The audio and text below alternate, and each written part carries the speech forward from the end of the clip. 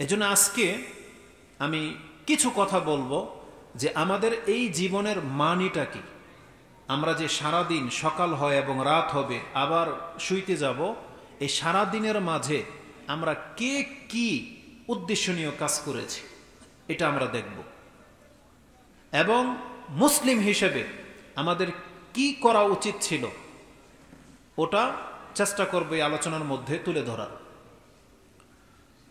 তবে যখনই এই ধরনের কোনো বিষয় নিয়ে আমরা ওয়াজ করতে বসি, এটা আমরা জানি যে কথাগুলো আমি এখন বলবো এটা আপনাদের প্রত্যেকের জানা, আমাদের প্রত্যেকটা মুসলিম সেগুলো জানে। কি আল্লাহ সুবহানাহু ওয়া তাআলা কেন আমাদেরকে সৃষ্টি করেছেন এটাও আমাদের সবারই জানা। এমন কোনো ব্যক্তি নাই যে এই কথা বলতে পারবে না যে আমাকে কেন সৃষ্টি করা হয়েছে এটা আমি জানি না। অন্তত যারা জুমার খুতবা শুনে থাকেন, উপস্থিত থাকেন, বা কোনো না কোনো ওয়াজ মাহফিলে এসেছেন, বিশেষ করে কোরআন সুন্নাহর যে মাহফিলগুলো হয়, এমন কোনো মাহফিলে আমার মনে হয় না যে এই আয়াতটা কোনো না কোনো একজন আলেম কোনো না কোনো একবার বয়ান করে নেয়। যে কোনো মাহফিলে যে কোনো খুতবায় কোনো না কোনো দিন আপনি এই আয়াত অবশ্যই শুনেছেন যে আল্লাহ আমাদেরকে সৃষ্টি করেছেন তার ইবাদত করার জন্য। সূরা আয-যারিয়াত তার 56 নম্বর আয়াতে আল্লাহ সুবহানাহু ওয়া তাআলা বলেছেন, ওমা খালাকতুল জিন্না ওয়াল ইনস ইল্লা লিয়াবুদুন, আমি জিন এবং ইনসানকে সৃষ্টি করিনি অন্য কোনো উদ্দেশ্যে, একটা উদ্দেশ্য ছাড়া, সেটা হচ্ছে তারা কেবল আমারই ইবাদত করবে। আর এই কথাটা এমন কোনো মুসলিম নাই বিবেকবান যে সেটা জানে না বা শুনে না, বরং এটা আমরা সবাই জানি। উপরন্ত ইসলামের এমন কোনো আদর্শ বা আদব লুকায়িত নাই বা আপনার অগোচরে নাই যেটা আপনি জানেন না, বরং ইসলামের প্রত্যেকটা আদবের কথা ছোট থেকেই মুসলিমরা শুনে আসে। ইসলামের মৌলিক যে কাজগুলো এগুলো অন্তত বারংবার আমাদেরকে বলা হয়। যেমন ইসলামের মৌলিক বিষয়গুলোর মধ্যে একটা হলো আল্লাহ সুবহানাহু ওয়া তাআলার ইবাদত করতে হবে, তার সাথে অন্য কাউকে শরীক করা যাবে না। এটা যেমন আমরা জানি, তেমনি তারপর পরে আমাদেরকে শিক্ষা দেওয়া হয়েছে একজন মুসলিমের জন্য কম্বলচারী প্রথম যদি কোনো কাজ থেকে থাকে সেটা হচ্ছে 5 ওয়াক্ত সালাত, 5 ওয়াক্ত নামাজ আমাদেরকে পড়তেই হবে।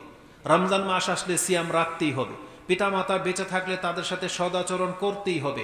আর সর্বোপরি আমাদেরকে হালাল ইনকাম করতে হবে এবং হালাল পথে টাকা খরচ করতে হবে।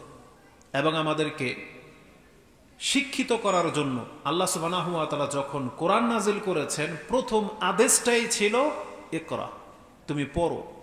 তার মানে মুসলিমদেরকে এটা প্রথম সবক আল্লাহর পক্ষ থেকে যে তুমি পড়ো, তোমার রবের পক্ষ থেকে যে কিতাবটা নাজিল করা হয়েছে তুমি এটা পড়ো। এটা আল্লাহ সুবহানাহু ওয়া তাআলা প্রথম ওজিফা হিসেবে দিয়েছে। আর যেই রাতে এই আয়াতটা নাজিল হয়, যেই আয়াতের মধ্য দিয়ে কোরআন নাজিল হয়েছে, সেই রাতটাকে তো আমরা লাইলাতুল কদর হিসেবে জানি নাকি না? সেই রাতে, যে রাতে কোরআন নাজিল হওয়া শুরু হয়েছে, সেই এক রাত এতটা বরকতময় রাত যে আল্লাহ সুবহানাহু ওয়া তাআলা এর বিনিময়ে আপনার আমলনামায় 83 বছরের চাইতেও বেশি নেকি আপনার আমলনামায় দিয়ে থাকেন। আমরা সে রাত্রেও যাপনও করি, সে রাত্রের নামও জানি, সে রাত্রের তসবিহও জপি। লাইলাতুল কদর এই নামটা একেবারে ঠোঁটস্থ প্রত্যেকের, এবং আমরা বহু কিছু করি। কিন্তু ওই রাতের যেই আয়াতটা নিয়ে কোরআন নাজিল হওয়া শুরু হয়েছিল সেটা ছিল ইকরা, তুমি পড়ো। কিন্তু দেখা যাবে যে অধিকাংশ মানুষের জীবন তালাশ করলে এই প্রথম সবকটাই তার জীবনে সে বাস্তবায়ন করে নেয়, অথচ এটা জানাশোনা বিষয়। কিন্তু মুসলিমরা এই আদেশগুলোকে উপেক্ষা করে চলছে সব সময়। আজও এমন হয় না যে কোনো একটা যুগে অমুক শতাব্দীর লোকেরা সবাই কোরআন পড়তে জানত। পৃথিবীর ইতিহাসে রাসূলুল্লাহ সাল্লাল্লাহু আলাইহি ওয়াসাল্লাম রেখে যাওয়া সাহাবীদের পর থেকে আজও পর্যন্ত এই 1400 বছরে 14টা শতাব্দী যে পার হয়েছে, ইতিহাসে কেউ এটা বলতে পারবে না যে অমুক শতাব্দীর সকল মুসলিম কোরআন পড়তে জানত। বরং সব যুগেই এটাকে উপেক্ষা করা হয়েছে, অথচ আল্লাহ সুবহানাহু ওয়া তাআলার এটা ছিল প্রথম আদেশ।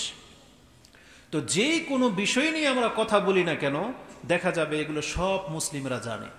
এমন কোন মুসলিম না জানে যে আমাকে হালাল খেতে হবে? এমন কোন মুসলিম না জানে যে পুরুষদেরকে দাঁড়িয়ে রাখতে হবে, মহিলাদেরকে পর্দা করতে হবে? এটা কারো অজানা নয়। কিন্তু আমাদের আমলের মধ্যে বহু ঘাটতি দেখা দিচ্ছে। আর উপরন্তু যেটা বললাম, সবচেয়ে কঠিন বিষয় যেটা এখন দেখা যাচ্ছে মুসলিমদের মাঝে, সেটা হলো উদাসীনতা, ধর্ম পালন করা থেকে বিমুখ। এটা অধিকাংশ ক্ষেত্রে। যদি এমন হতো যে সেটা হয়তো কোনো মাযহাবী বা বেদাতি অঞ্চলের কথা আপনি বলতেছেন, বেদিনদের কথা বলতেছেন, তাহলে হয়তো আপনাদের এখানে এই কথা বিকত না বা টিকত না। কিন্তু আমাদের বক্তব্য অধিকাংশগুলো আহলে হাদিস সমাজেই হয়। হানাফি সমাজগুলোতে আমাদের বক্তব্য খুব কম হয় না বললেই চলে। কিন্তু যারাই আমাদেরকে দাওয়াত করে তাদের অধিকাংশই কোরআন সুন্নাহর অনুসারীরাই দাওয়াত করে, এবং তাদের অঞ্চলগুলোতে আমাদের সবচেয়ে বেশি আনাগোনা। কিন্তু তাদের চরিত্র থেকে আমরা যেটা দেখতে পাচ্ছি, বাংলার জমিনের এমন একটা আহলে হাদিস পরিবেশ আপনি দেখাইতে পারবেন না যেখানে প্রপারলি ইসলাম পালন হয়, দেখাইতে পারবেন না। যদি আমি বিনা বাড়াবাড়িতে বলতে পারি, এটা দেখাইতে পারবেন না। কারণ ইসলামের যেই মৌলিক বিষয়গুলো, এগুলোই আমাদের সমাজের মধ্যে মিসিং, আমরা খালি দেখতে পাচ্ছি।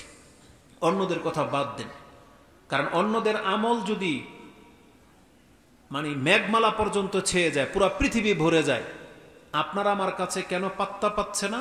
কারণ আমরা জানি এরা হচ্ছে বেদাতি, এরা হলো মুশরিক, এরা হলো ওই মাযহাবী।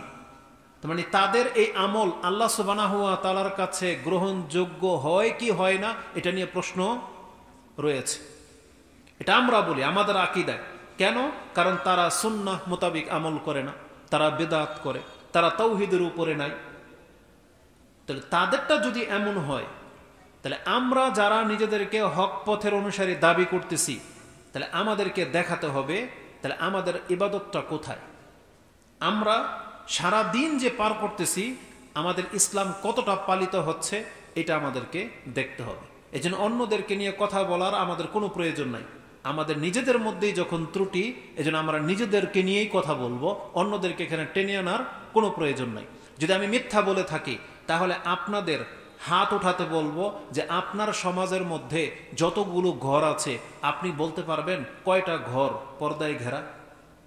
যদি এটা আহলে হাদিস সমাজ। আমি তো আরো 2-1 বছর আগেও আসছি। অনেক আমাদের আনাগোনা আছে, কিন্তু আমরা দেখতে পাচ্ছি না যে এই ঘরগুলো পর্দায় ঘেরা, খুব কম। সব সমাজে ভালো মন্দ থাকবে, ঢালাও ভাবে অবশ্যই ভালো সবাই হবে না, আর সবাই খারাপ হবে না।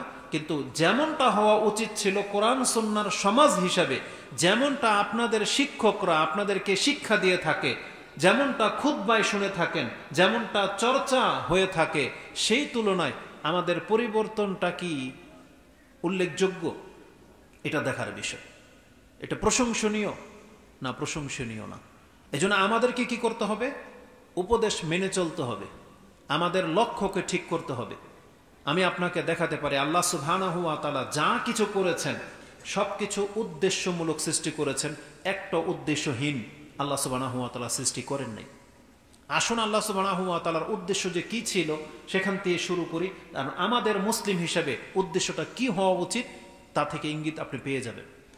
প্রথম কথা হচ্ছে আল্লাহ সুবহানাহু ওয়া তাআলা তিনি যে সবকিছু উদ্দেশ্যমূলক সৃষ্টি করেছেন, একটা পিপিলিকা থেকে নিয়ে আপনার পর্যন্ত, আমার পর্যন্ত, মানে একে পোকামাকড় থেকে নিয়ে মানুষ, জিন, ফেরেশতা যা কিছু আছে, আল্লাহ সুবহানাহু ওয়া তাআলা প্রত্যেকটা সৃষ্টিকে একটা বিশেষ উদ্দেশ্য নিয়ে সৃষ্টি করেছেন। আল্লাহ কোনো কিছুই বাতিলভাবে সৃষ্টি করেন নাই, বরং আল্লাহ সুবহানাহু ওয়া তাআলা পুরো কথাটাকে একটা আয়াতের মধ্যে এইভাবে বলে দিয়েছেন, যেটা আপনি সূরা কাসাসের মধ্যে পেয়ে যাবেন। 28 নম্বর সূরা সদ 38 নম্বর সূরার 28 নম্বর আয়াতে পেয়ে যাবেন। আল্লাহ সুবহানাহু ওয়া তাআলা বলেছেন, ওমা খালাকনাস সামাআ ওয়াল আরদা ওমা বাইনাহুমা বাতিলা। আকাশ এবং জমিন এবং এর মাঝে তুমি যা কিছু দেখতে পাও, আমি কোনো একটা কিছুকে অযথা সৃষ্টি করিনি। এগুলো একটা বাতিল, মানে একটাও কোনো যৌক্তিক কারণ নাই, এমনটা হতে পারে না। আল্লাহ সুবহানাহু ওয়া তাআলা বলেছেন প্রত্যেকটা সৃষ্টির পেছনে একটা আমার উদ্দেশ্য অবশ্যই আছে। খালাকনা মা ওমা খালাকনা বাতিল, আল্লাহ বলেছেন আমি কোনো একটা বাতিল উদ্দেশ্য নিয়ে সৃষ্টি করিনি। যদি এটা কেউ মনে করে থাকে এটা কাফের করতে পারে। আল্লাহ বলছেন যালিকা জান্নুল্লাযিনা কাফারু, একটা অবিশ্বাসী এটা মনে করতে পারে কোন একটা কিছু দেখে যে আল্লাহ এটা কেন সৃষ্টি করলেন বা এটা দরকার কি ছিল। ইসলামের যেই কোনো একটা বিধান, যেই কোনো একটা নিয়ম একটা কাফের বলতে পারে যে এটা আল্লাহ সুবহানাহু ওয়া তাআলা কেন করলো। আল্লাহ সুবহানাহু ওয়া তাআলা বলতেছেন এমন চিন্তা যাদের আসে তাদেরকে আল্লাহ বলেছেন যালিকা জান্নুল্লাযিনা কাফারু, এটা একটা কাফেরই চিন্তা করতে পারে, এটা কোনো মুসলমানের চিন্তা হতে পারে না। তারপর আল্লাহ বলেছেন এটার শাস্তিটাও চরম, ফাওয়াইলুল লিল্লাযিনা কাফারু মিনান নার। আল্লাহ বলেছেন আর প্রত্যেকটা কাফেরকে আমি দুর্ভোগ ওয়াইল নামক জাহান্নামের সুসংবাদ শুনিয়ে দিচ্ছি। তার মানে যারা আল্লাহ সুবহানাহু ওয়া তাআলার সৃষ্টির উদ্দেশ্য জানে না, এগুলোকে খেলতামশা মনে করে, আল্লাহ বলেছেন এদের জন্য জাহান্নামের সুসংবাদ রয়েছে। আর মুসলিম, প্রত্যেকটা মুসলিম জানে এবং সেটা অন্তর থেকে ফিল করে যে আল্লাহ সুবহানাহু ওয়া তাআলা কোনো কিছুই বাতিলভাবে সৃষ্টি করেন নাই, বরং প্রত্যেকটা সৃষ্টির পেছনে একটা বৃহৎ উদ্দেশ্য রয়েছে, যেটা আপনি সূরা আলে ইমরানের শেষের দিকে পেয়ে যাবেন 190 এর পরে দিয়ে। আল্লাহ সুবহানাহু ওয়া তাআলা বলেছেন আল্লাযীনা ইয়াযকুরুনাল্লাহা কিয়ামান ওয়া কুউদান ওয়া আলা জুনুবিহিম ওয়া ইয়াতাফাক্কারুনা ফি খালকিস সামাওয়াতি ওয়াল আরদ রব্বানা মা খালাকতা হাযা বাতিলা সুবহানাক। একজন মুসলিম যখনই কোনো কিছু দেখে তখন তার এটা চিন্তা জাগে, সে আল্লাহকে চিনতে পারে এবং তার ফিল হয় যে আল্লাহ সুবহানাহু ওয়া তাআলা তিনি ত্রুটিমুক্ত, পবিত্র, তিনি কোনো কিছুকে অযথা সৃষ্টি করেননি। তার মানে প্রত্যেকটা সৃষ্টির পেছনে আল্লাহর একটা বিশেষ উদ্দেশ্য রয়েছে। কিছুদিন আগের একটা ঘটনা আপনাদের সাথে শেয়ার করি যে উদ্দেশ্যগুলো কেমন হতে পারে, কেনই বা আমি আপনার কাছে এটা এখন ব্যক্ত করতেছি, এটার পেছনে একটা কারণ তো অবশ্যই আছে। কিছুদিন আগে আমি আমার বাড়ির আঙিনাতেই একটা পরিত্যক্ত জায়গা পরিষ্কার করে সেখানে কিছু সবজির বিচি ফেলেছিলাম। তো যেহেতু এগুলো করা আমাদের অভ্যাস নাই, তা হাতে ঠোসা পর্যন্ত পড়ে গিয়েছিল, সামান্য একটু জায়গা। তারপরে বিচি ফেললাম, এরপরে আসলো বৃষ্টি, লাগাতার 3 দিন বৃষ্টি। তো বিচি টিচি সব শেষ, আর ওঠে নাই একটাও। কিন্তু পাশ থেকে এমন কিছু ঘাস, দুব্বা ঘাস এমনভাবে গজায় গেছে যেগুলোকে আপনি তুলে ফেলতে আপনার বিরক্ত হয়ে যাবেন। আমি মেজাজ খারাপ হয়ে গেছে যে এগুলো তো আমি চাইনি, কিন্তু এগুলো গজিয়ে গেছে, আর আমি যেটা চেয়েছি সেটা উদ্গত হয় নাই। তাহলে দুব্বা ঘাস তুলতে গিয়ে আমার একটা কথা মনে পড়ে গেছে যে আমরা সবজিতে ফসল ফলাতে গেলে সেখানে পানি দিয়েও জিন্দা করা যায় না, আর দুব্বা ঘাস যেখানে এমন একটা ঘাস যেটা আপনি চাচ্ছেন না, পানিও দেওয়া লাগে না, এমনি গজিয়ে যায়, তখন আপনার কাছে একটা বিরক্তির ভাব চলে আসবে। তখন আমার একটা কথা মনে পড়ে গেছে, যেহেতু কিছুদিন আগে বক্তব্যটা সাজিয়েছিলাম, তারপরে এই চিন্তাটা আমার মধ্যে আসছে। আমি একদিন যখন সৌদি আরব থেকে প্রথম এসেছিলাম, একটা বড় জায়গা কেটে খামার করার ইচ্ছা ছিল। 90% একটা জায়গার মধ্যে পুকুর কেটেছি, 35% স্কোয়ার ফিটের মধ্যে পাড়টা হয়েছে। পুকুরের পাড় 8 ফিট উঁচা, 24 ফিট করে চওড়া করে বাঁধা হয়েছে। আমাকে বলা হলো এই পার্কে টিকাতে হলে 2 পাশে দুব্বা ঘাস লাগাতে হবে। কি করতে হবে? দুব্বা ঘাস লাগাতে হবে। যে দুব্বা ঘাস আমাদের সবজির বাগানে হলে আপনার মিজাজ খারাপ হয়ে যাবে, এখন বলতেছে পার্কে বাঁচাতে হলে দুব্বা ঘাস লাগবে। আমরা অন্যের জমিন থেকে মাটি কেটে দুব্বা ঘাস এনে তারপরে লাগিয়ে দেওয়ার ব্যবস্থা করেছিলাম। এটা মূল বিষয় না। মূল বিষয় কোথায় জানেন? আমি আশ্চর্য হয়ে গেছি যে দুব্বা ঘাস লাগিয়ে দিলে জিন্দা হয়ে যায়, পানি লাগে না। ওই জায়গাটাতে আশ্চর্য হয়েছি। তখন আমার ওই কথাটা মনে পড়ে গেছে, যদি আপনার 1 একর জায়গার পাড়ের মধ্যে দুব্বা ঘাস লাগিয়ে এগুলো যদি পানি সেচ করে জিন্দা করতে হতো, আপনার কত টাকার পানি লাগতো? আপনি কি ভাবতে পারেন একবার কত টাকার পানি লাগতো? সামান্য একটু জায়গার মধ্যে আপনি সবজি ফলাতে হলে সকাল বিকাল পানি দিতে হয়, আর 1 একর জায়গার মধ্যে যদি দুব্বা ঘাস হওয়াইতে হয়, আর এটাকে যদি আপনি সকাল বিকাল পানি দেন, তাহলে আপনার খাজনার চেয়ে বাজনা বেশি হয়ে যাবে। কিন্তু আল্লাহ সুবহানাহু ওয়া তাআলার নিয়ম দেখেন, যে দুব্বা ঘাস পরিত্যক্ত আপনার কাছে এটা একটা বিরক্তিকর, কিন্তু আল্লাহ সুবহানাহু ওয়া তাআলা এটাকে বিনা পানিতে জিন্দা করার মতন ক্ষমতা দিয়ে এই দুব্বা ঘাসকে সৃষ্টি করেছে। তো আমি যেটা বোঝাতে চাচ্ছি কোনো একটা জিনিস কোনো একটা জায়গায় হয়তো এটার যোগ্য না, এই জন্য আপনি একে চিনতে পারতেছেন না যে এটাকে কেন আল্লাহ সুবহানাহু ওয়া তাআলা সৃষ্টি করলেন বা এটার সৃষ্টি বা কেন হলো। জেনে নেন এটার উপযুক্ত একটা জায়গা আছে যেখানে গেলে এটার কদর আপনি বুঝতে পারবেন।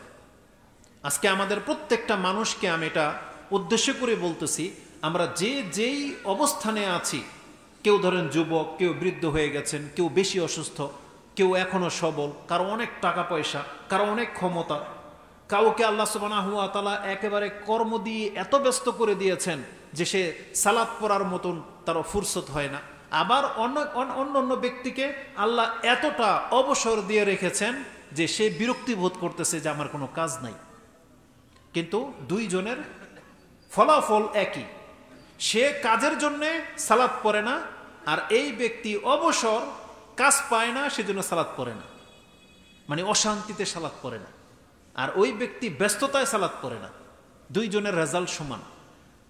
তার মানে বোঝাতে চাচ্ছি আসলে আল্লাহ সুবহানাহু ওয়া তাআলা সব রকমের মানুষ সৃষ্টি করে দিয়ে এটা বুঝাতে চাচ্ছেন বা দেখাতে চাচ্ছেন, মূলত যেই ব্যক্তি আল্লাহর গোলামিটাকে মেনে নেবে ওর হাজার কাজ থাকলেও সালাত আদায় করবে। তাকে যদি আমি খাওয়াই না খাওয়াই, অভাবে যদি রেখে দেয়, তারপরও সালাত আদায় করবে। কিন্তু যেই ব্যক্তি আল্লাহর গোলামিটাকে সন্তুষ্টির চিত্তে মেনে নিতে পারবে না, ওকে আমি ফ্রি রাখলেই কি আর অঢেল দিলেই কি, ও ওর চরিত্রের মধ্যে বহাল থাকবে। তো আল্লাহ সুবহানাহু ওয়া তাআলা প্রত্যেকটা জিনিসকে উদ্দেশ্যমূলক সৃষ্টি করেছেন। আল্লাহ সুবহানাহু ওয়া তাআলা চাইলে যেমন পৃথিবী ধ্বংস হওয়ার আগে এমনও ঘটনা ঘটবে, রাসূল সাল্লাল্লাহু আলাইহি ওয়াসাল্লাম বলেছেন দাজ্জাল যখন আসবে তখন পৃথিবীর প্রথম দিনটা হবে 1 বছরের সমান। প্রথম দিনটা হবে 1 বছরের সমান। আর বাস্তবিকই তাই। আপনি আপনার ঘড়ি ঠিকই ঘুরবে, সূর্য আপন জায়গায় বহাল থাকবে, দেখবেন যে 24 ঘন্টা ঘুরে গেল, এখনো সূর্য মনে হচ্ছে 1 ইঞ্চিও হিলে নেই।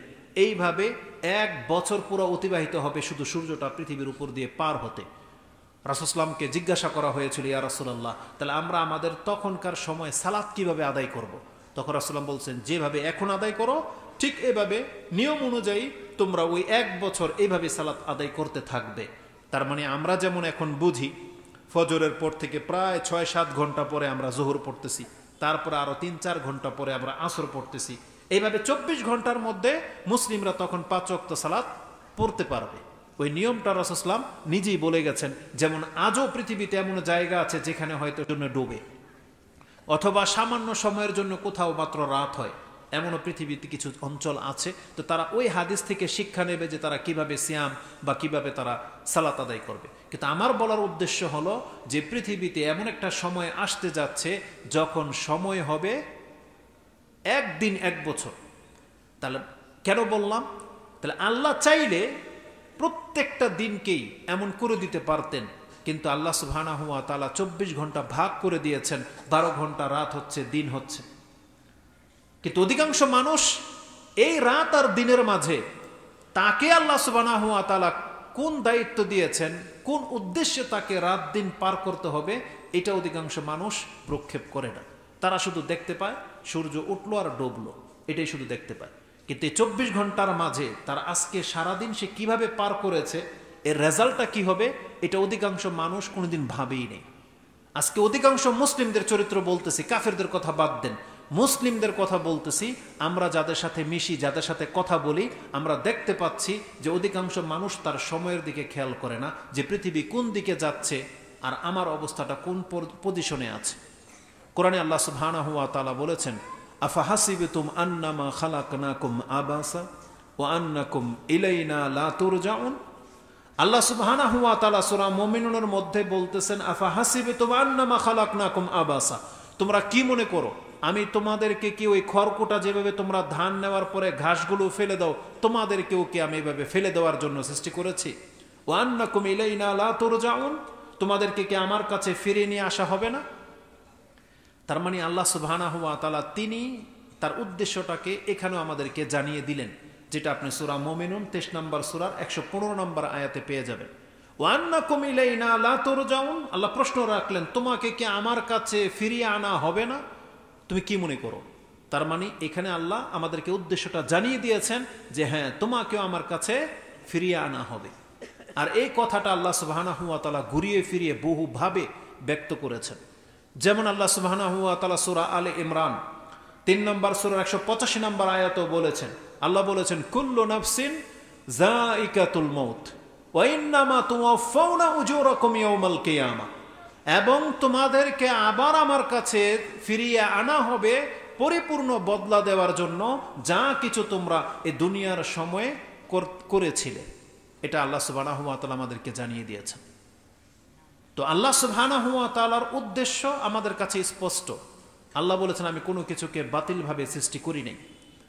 আজকে কেন আপনাদেরকে এই কথাটা বলতেছি, বেশ কিছু মুসলিম ভাই যারা ধর্ম থেকে মুখ ফিরিয়ে নিচ্ছে, কিন্তু মুখে বলে না যে সে নাস্তিক হয়ে যাচ্ছে, সে ইসলাম ধর্মে বিশ্বাসী না বা পরকালে সে বিশ্বাসী না, এরকম বলে না, কিন্তু তার কিছু কিছু মন্তব্য, তার কিছু কিছু উক্তি মনে হচ্ছে যে সে ইসলামের বিধানটাকে সে পছন্দ করে না, বরং এমন ভঙ্গিমায় সে কথা বলে আপনি আশ্চর্য হয়ে যাবেন।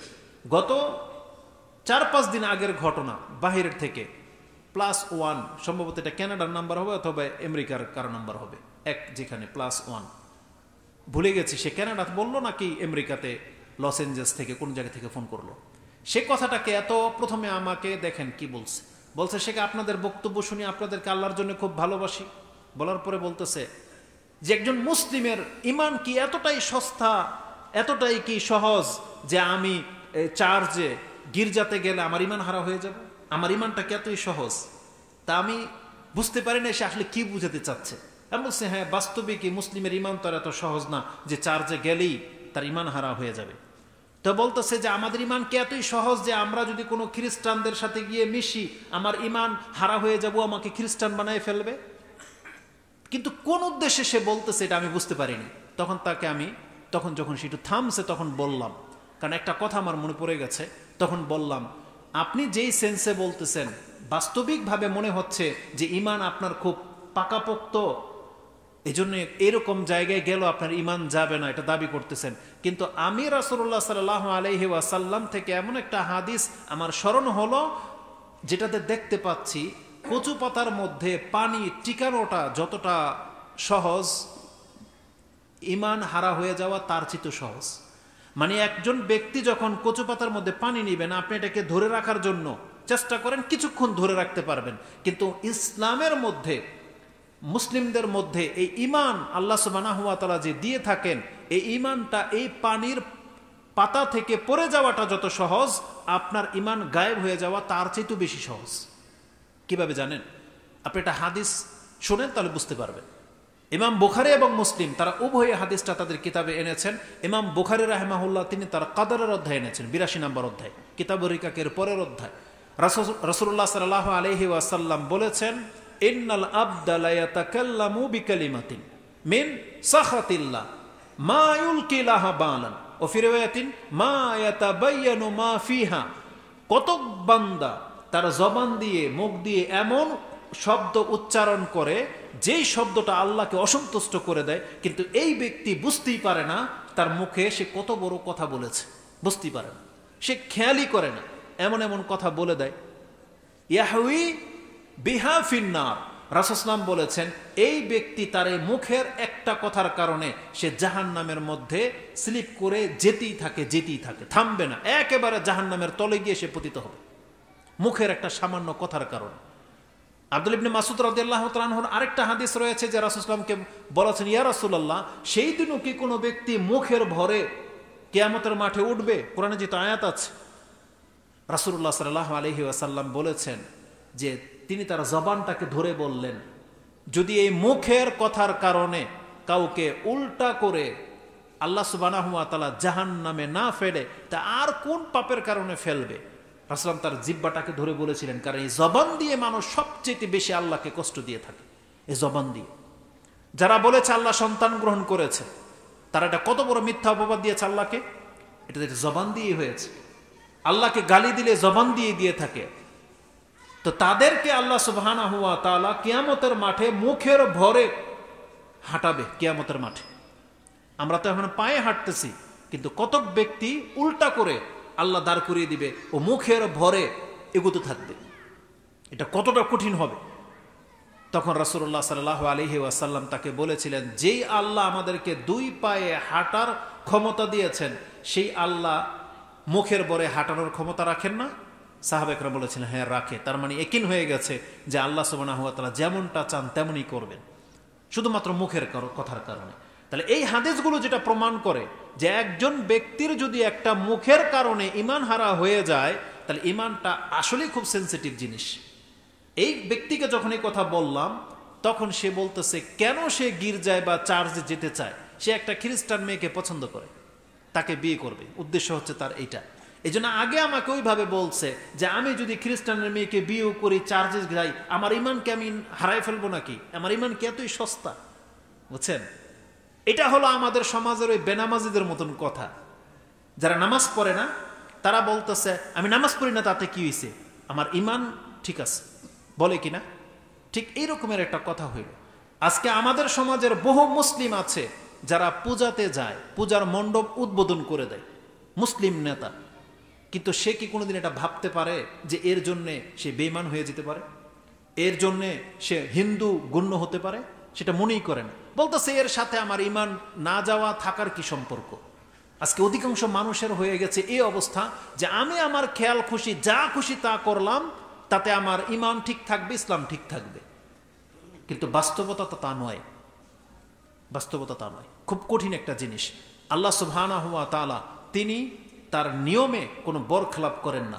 যেই অপরাধের কারণে নবীদের সন্তান হয়েও কুফরি অবস্থায় মরেছে, যেই অপরাধের কারণে ইবলিসকে আল্লাহ সুবহানাহু ওয়া তাআলা চিরকালের জন্য অভিশপ্ত করে দিয়েছেন, ওই একই কারণ যদি কোনো আদম সন্তানের মধ্যে পাওয়া যায়, আল্লাহ সুবহানাহু ওয়া তাআলা ওই ব্যক্তির সাথে একই বিধান রেখে দিয়েছেন। এমন হবে না যে উম্মতি মুহাম্মদের জন্য হয়তো আপনি ছাড় পেয়ে যাবেন, মাপ পেয়ে যাবেন, এমন হবে না। বরং আমাদের প্রত্যেক ব্যক্তিকে আমাদের পিতার কথাটা স্মরণ করা উচিত ছিল। আমরা তো আল্লাহর কাছে ওই রকমের উল্লেখযোগ্য কিছুই না, কিন্তু আমাদের পিতা তো সম্মানিত ছিলেন। আল্লাহ তাকে নিজের দুই হাতে বানিয়েছেন। এটা কত বড় সম্মান দিয়েছেন আল্লাহ আদম আলাইহিস সালামকে, কত বড় সম্মান। আল্লাহ এই কথা উল্লেখ করেছেন যে যাকে আমি আমার দুই হাতে সৃষ্টি করলাম, তুমি তাকে কেন সাজদা করলে না? ইয়া ইবলিস মা মানাকা আন তাসজুদা লিমা খালাকতু বিয়াদাই, আমি যে আদমকে আমার দুই হাতে সৃষ্টি করলাম, তুমি তাকে সাজদা কেন করলে না? কিসে তোমাকে বাধা দিল? এটা আপনি সম্ভবত সূরা সদের মধ্যে পেয়ে যাবেন, সম্ভবত ৭৫ নম্বর আয়াতে রয়েছে।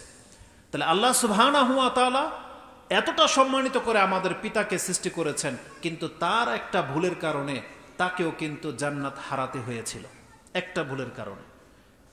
অথচ আমরা তার সন্তান হয়ে অতটা সম্মানিতও না আমরা নবীদের মতো, কিন্তু তারপরে হাজার হাজার অপরাধের মধ্যেও কেন যেন আমরা মনে হচ্ছে যে জান্নাত আমাদের ফাইনাল হয়ে আছে। এটা অধিকাংশ মানুষের চিন্তাধারা। এতটা সহজ নয় জান্নাত। মুসলিমের ঘরে জন্ম হলেই জান্নাত পাওয়া যাবে এই কথা কোরআন হাদিসে কোথাও লেখা নাই। বরং বলা হয়েছে মুসলিমদের জন্য জান্নাত। কাদের জন্য? মুসলিমদের জন্য জান্নাত। মুসলিমের ঘরে জন্ম হলে জান্নাত, এ কথা আল্লাহ সুবহানাহু ওয়া তাআলা বলেন নাই।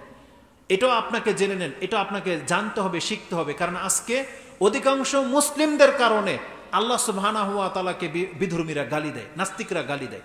কি কয় জানেন? বলতেছে যে মুসলমান যেভাবে চলাফেরা করে এইভাবে তো একটা হিন্দুর ছেলেও চলাফেরা করে, ও মন্দিরে যায় না, ও মসজিদে যায় না, তাহলে আল্লাহ তো এই মুসলমানকে মুসলিমের ঘরে জন্ম দিয়ে ওকে আল্লাহ জান্নাত দিলেন, আর হিন্দুকে হিন্দুর ঘরে জন্ম দিয়ে ওকে জাহান্নামে দিবেন, তাহলে আল্লাহ নিজেই তো ইনসাফ করেন নাই। নাউজুবিল্লাহি মিন যালিক। এই যে প্রশ্নটা আল্লাহর দিকে ঠেলে দিল, কাদের কারণে? এ আমাদের মতো অধম মুসলিমদের কারণে। কারণ আমরা ওদেরকে বুঝাই যে আমি মুসলমানের ঘরের সন্তান, আমি নামাজ পড়লেই কি আর না পড়লেই কি, আমি তো মুসলিম, আমি তো জান্নাতি। আমরা একটা ইহুদি খ্রিস্টানকে এই মেসেজ দেই, কিন্তু ওরা এই মেসেজটা নিতে পারে না। আর এই মেসেজটা কি সঠিক না ভুল? বলেন, এটা ভুল মেসেজ। কারণ আল্লাহ কোথাও বলে নাই যে মুসলমানের ঘরের জন্ম হলে তুমি জান্নাত পাবা, এটা আল্লাহ সুবহানাহু ওয়া তাআলা কোথাও বলে নাই। বরং আল্লাহ বলেছেন তোমাকে মুসলিম হয়ে আমার সাথে সাক্ষাৎ করতে হবে। কোরআনের এই মর্মে বেশ কিছু আয়াত আমি আপনাকে শোনাতে সক্ষম, যেখানে আল্লাহ সুবহানাহু ওয়া তাআলা বলেছেন যে শুধু মুসলিমের ঘরে জন্ম হলেই যে নাজাত পাবেন না, তার একাধিক দলিল আছে। তার মধ্যে একটা স্পষ্ট আয়াত যেটা সূরা বাকারার ৬২ নম্বর আয়াত, এবং ওই একই আয়াত সূরা মাইদার ৬৯ রয়েছে, 69। আল্লাহ সুবহানাহু ওয়া তাআলা বলেছেন, ইন্নাল্লাযীনা আমানু ওয়াল্লাযীনা হাদু ওয়ান-নাসারা ওয়াস-সাবিঈন, নিশ্চয়ই যারা নিজেদেরকে মুসলিম বলে দাবি করো, ইহুদিরা তোমরা শোনো, খ্রিস্টানরা শোনো, এবং যত ধর্মের লোকেরা আছো, সাবিঈন বলা হয় বিধর্মীকে, যতগুলো ধর্মের লোকেরা আছো তোমরা সবাই কান কারা করে শোনো। নাজাত কারা পাবে? আল্লাহ সুবহানাহু ওয়া তাআলা বলতেছেন, মান আমানা বিল্লাহি ওয়াল ইয়াউমিল আখির ওয়া আমিলা সালিহান ফালাহুম আজরুহুম ইনদা রাব্বিহিম ওয়ালা খাউফুন আলাইহিম ওয়ালা হুম ইয়াহজানুন। আল্লাহ বলেছেন, মুসলমানের ঘরের সন্তান তোমরা শোনো, ইহুদি খ্রিস্টান সবাই শোনো, যেই ব্যক্তি আল্লাহ এবং পরকালে বিশ্বাসী এবং সৎ কাজ করে তার জন্য তার রবের নিকট আজর ও সওয়াব রাখা আছে, এবং এই ব্যক্তির ভয় নাই, এই ব্যক্তির কোনো চিন্তা নাই। তাহলে প্রথমে যে আল্লাহ বলেছেন ইন্নাল্লাযীনা আমানু, কেন বললেন? তারপরে যখন ইন্নাল্লাযীনা আমানুই বললেন, আবার আল্লাহ কথা কেন বললেন? মান আমানা বিল্লাহি ওয়াল ইয়াউমিল আখির ওয়া আমিলা সালিহান, ইমানদারদেরকে ইমানের কথা কেন বলতে হয়? তার মানে আল্লাহ সুবহানাহু ওয়া তাআলা বোঝাতে চেয়েছেন, মুসলিমদের ঘরে জন্ম হলে তুমি দাবিদার মুসলিম ইহুদিদের মতো, খ্রিস্টানদের মতো, কিন্তু এটা নাজাতের সার্টিফিকেট না। নাজাত কারা পাবে? এই পুরো পৃথিবীর মানুষের মধ্যে যারা আল্লাহর প্রতি ঈমান আনবে, পরকালে বিশ্বাসী হবে এবং সৎ কাজ করবে, আল্লাহ বলেছেন তাদের কোনো ভয় নাই, তাদের কোনো চিন্তা নাই।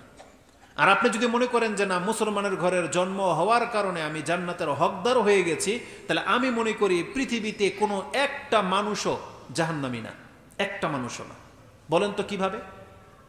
পৃথিবীর কোনো একটা মানুষও জাহান্নামী না।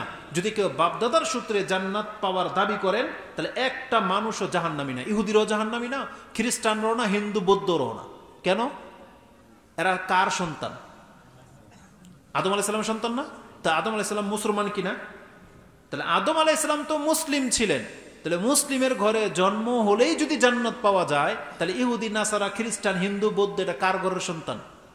সবাই তো মুসলমানের ঘরের সন্তান, নাকি না? তাহলে জন্মসূত্রে যদি আপনি জান্নাত পেতে চান, তাহলে ইহুদি নাসারারাও দাবি করবে আমরাও তো আদমের ঘরের সন্তান, তাহলে আমাদেরকেও জান্নাত দেন। কিন্তু আল্লাহ সুবহানাহু ওয়া তাআলা কথা বলেন নাই যে মুসলমানের ঘরের জন্ম হলে জান্নাত পাওয়া যাবে, এটা আল্লাহ সুবহানাহু ওয়া তাআলা বলেন নাই। বরং আল্লাহ বলেছেন জান্নাতীদের ব্যাপারটাই ভিন্ন। জন্মটা এটা একটা সিস্টেম। আপনি যে কোনো ধর্মের মহিলাকে বিয়ে করেন, আপনার সন্তান হবে। পুরুষ মহিলাকে বিয়ে করলে সন্তান হবে। এটা হচ্ছে একটা সিস্টেম। ওই একই সিস্টেমে ইহুদি নাসারার ঘরে সন্তান হয়। কিন্তু আল্লাহ সুবহানাহু ওয়া তাআলা একথা বলেন নাই যে ইহুদি নাসারার ঘরে জন্ম হওয়ার কারণে ওকে আমি জাহান্নামে দেব। কোরআনে কোথাও নাই যে ইহুদি নাসারার ঘরে জন্ম হওয়া এটা তার অপরাধ। বরং এটা অপরাধ না, অপরাধ হলো আল্লাহ সুবহানাহু ওয়া তাআলাকে মেনে না নেওয়া। কারণ আল্লাহ সুবহানাহু ওয়া তাআলা কিতাব নাজিল করেছেন, ইহুদি নাসারাদের কাছে কিতাবের দাওয়াত পৌঁছেছে, মুহাম্মদুর রাসূলুল্লাহ সাল্লাল্লাহু আলাইহি ওয়াসাল্লামের ধারে ধারে পর্যন্ত গিয়েছে। এমনকি ইহুদির ঘরের ভিতরে ঢুকে পর্যন্ত দাওয়াত দিয়েছেন। এক ইহুদির ছেলে ইসলাম গ্রহণ করে নিয়েছে, তাকে জান্নাতে ঘোষণা করে দেওয়া হয়েছে। ঈমানের অধ্যায়ে আছে, ইমাম মুসলিম সে হাদিস আনাস রাদিয়াল্লাহু তাআলা আনহু অথবা জাবের রাদিয়াল্লাহু তাআলা বর্ণনা করেছেন যে একজন ইহুদির যুবক রাসূলুল্লাহ সাল্লাল্লাহু আলাইহি সাল্লামকে মাঝে মাঝে খেদমতের জন্য আসতো।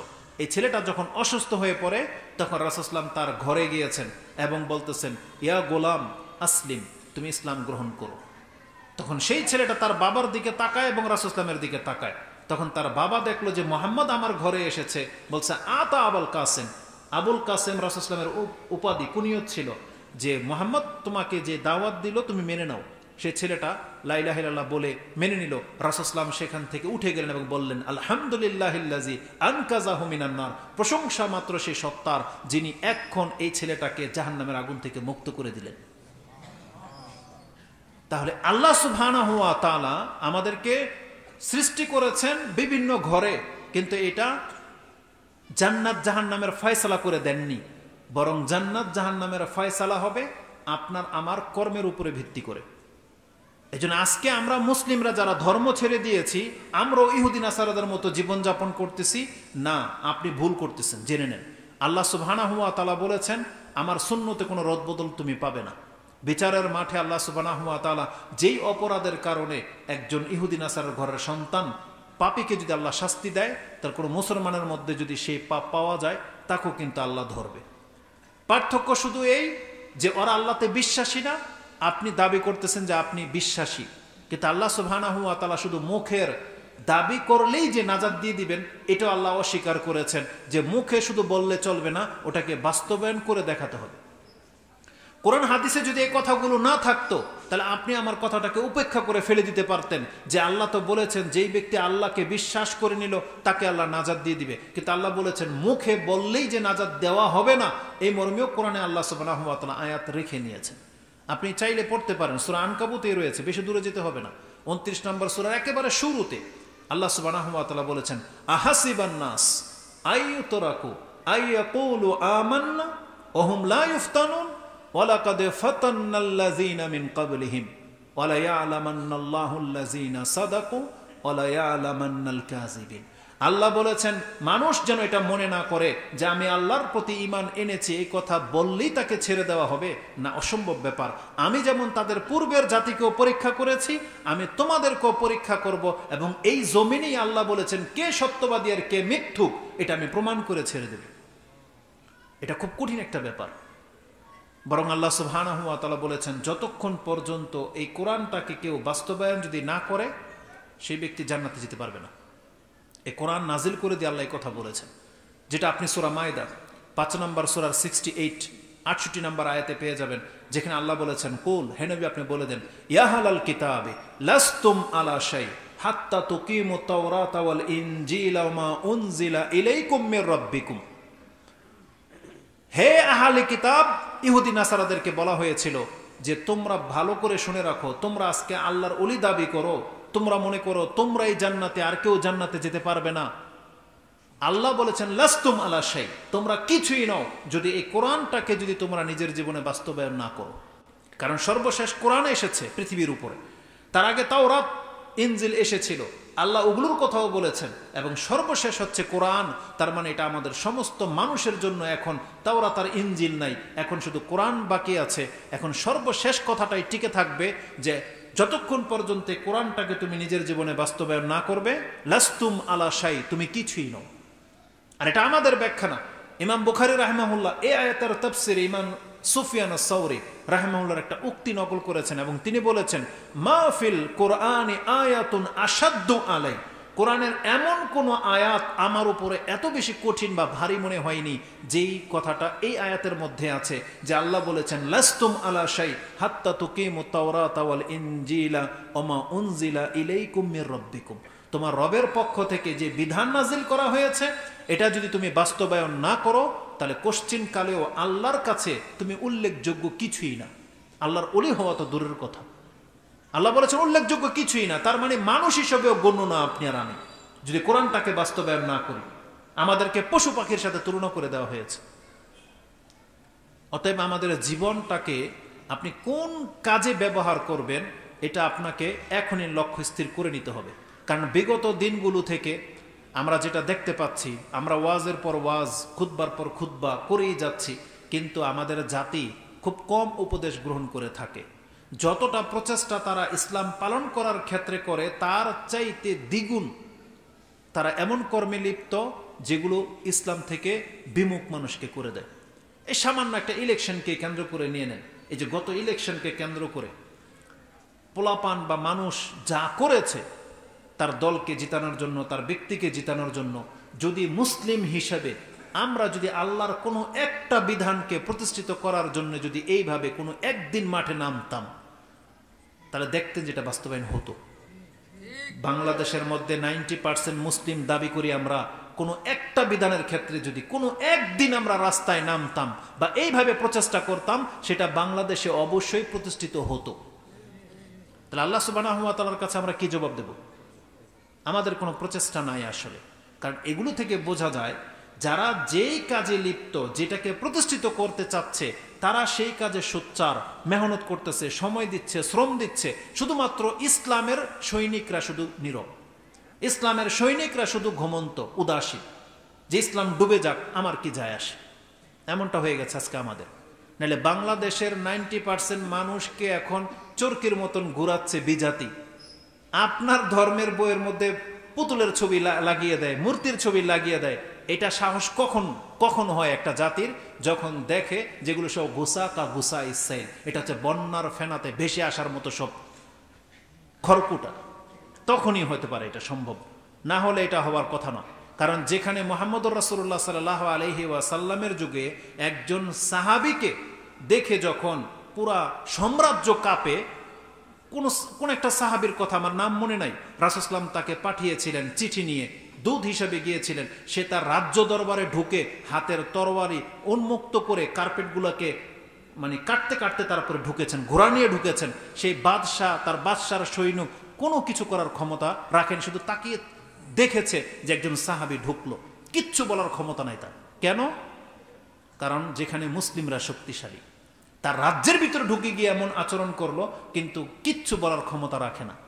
আর ওই একই আচরণ আজকে আমাদের মুসলিমদের সাথে করা হচ্ছে বাংলাদেশের ভিতরে ঢুকে, কিন্তু আমরা মুসলিমরা আমাদের কন্দুল নিয়ে শুধু লিপ্ত।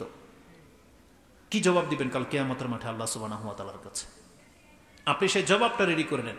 জবাবটা আমরা নেব না, কারণ আলিয়মা আমালুন ওয়ালা হিসাব, আজকে শুধু কর্ম করার দিন, আজকে হিসাব নেওয়ার দিন না। ওয়াগাদান হিসাবুন ওয়ালা আমালুন, কালকে আপনার কাছ থেকে তলব করা হবে, সেখানে কোনো আপনাকে বলা হবে না তুমি আজকে এখানে 2 রাকাত নামাজ পড়ে নাও, বলা হবে না। আজকে বলা হচ্ছে আপনি 2 রাকাত নামাজ পড়ে নেন। আলী রাদিয়াল্লাহু তাআলা বলেছিলেন এটা, যেটা ইমাম বুখারী রাহিমাহুল্লাহ তার কিতাবুর রিকাকের মধ্যে এনেছেন, যে আজকের দিনটা হচ্ছে কর্ম করার দিন, এখানে হিসাব নেওয়ার দিন না।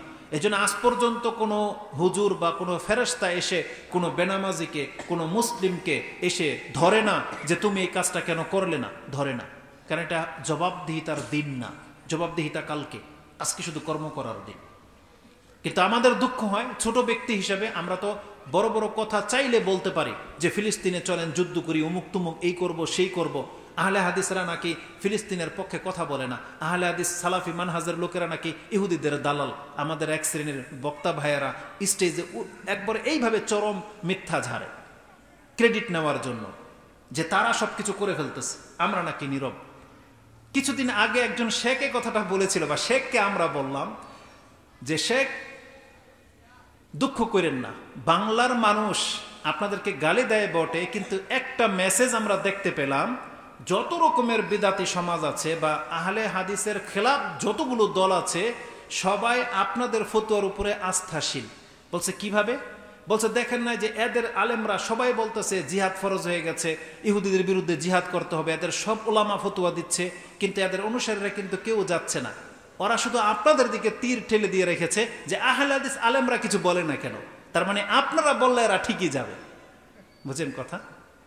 তার মানে আমাদের আলেমদেরকে তারা দোষারোপ করতে গিয়ে কথা বলেছিল যে আহলে হাদিস আলেমরা জিহাদের কথা শুনলেই বিলে পালায়, বুঝছেন, এরা কেন কিছু বলে না। তো তার মানে বললাম তাহলে আপনাদের ফতোয়ার উপরে তো এই পুরা সমাজ আলহামদুলিল্লাহ আস্থাশীল, তাহলে আপনারা ফতোয়াটা দিলেই পারেন যে তাহলে যাও বর্ডার খুলে দিলাম, এবার গিয়ে যুদ্ধ করো। তখন দেখা যাবে মোনাফেক আর মুসলিমকে, মুখের কথায় কে সত্যবাদী। তো হেসে হেসে কথাগুলো যদিও বলা হয়েছে, বাস্তবিকই কিন্তু তাই। তারা আমাদের আলেমদের ব্যাপারে মিথ্যাচার করে, কিন্তু তারা ব্যক্তিগতভাবে তারাও কিন্তু কোনো কাজ করতেছে না। তো স্টেজে বসে আমি বড় বড় বলি হয়তো ঝাড়তে পারি, কিন্তু যেটা আমি নিজে আমল করতে পারবো না, যেটা আপনারা করতে পারবেন না, এই বক্তব্যের কোনো মানি হয় না। তাই জন্য আসুন আমরা ওই কথাগুলো বলি, ওই কথাগুলো শুনি যেগুলো আমিও করতে পারবো, আপনিও করতে পারবেন।